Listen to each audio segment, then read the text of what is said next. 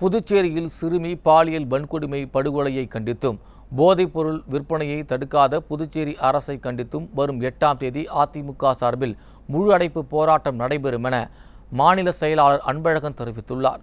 புதுச்சேரி உப்பளத்தில் உள்ள அதிமுக தலைமை அலுவலகத்தில் செய்தியாளர்களை சந்தித்த மாநில செயலாளர் அன்பழகன், புதுச்சேரியில் 9 வயது சிறுமி பாலியல் படுகொலை செய்யப்பட்டுள்ள சம்பவம் இந்திய அளவில் புதுச்சேரிக்கு தலைகுனிவை ஏற்படுத்தியுள்ளதாக தெரிவித்தார்.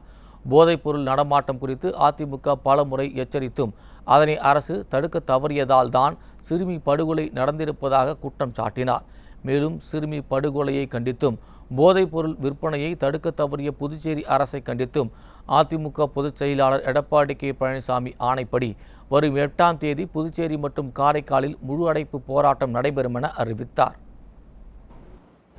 புதுச்சேரியில் நடைபெறும் பிஜேபி கூட்டணி அரசை கண்டித்து எதிர்வரும் 8ஆம் தேதி வெள்ளிக்கிழமை அன்றைய தினம் அதிமுக சார்பில் முழு கதவடைப்பு பந்த் போராட்டம் நடத்தப்படும்.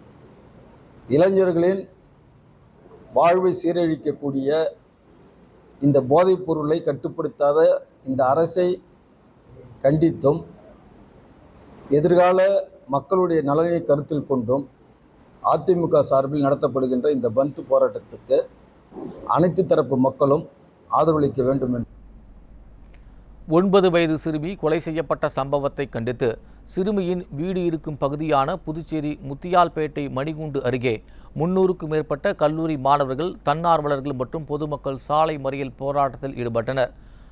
பாரபட்சமின்றி குற்றவாளிகளுக்கு மரண தண்டனை வழங்க வேண்டும், போதைப் பொருட்களை தடை செய்ய வேண்டும் என கூறி கண்டன முழக்கங்களை எழுப்பினர். மரண தண்டனை வழங்கிடு,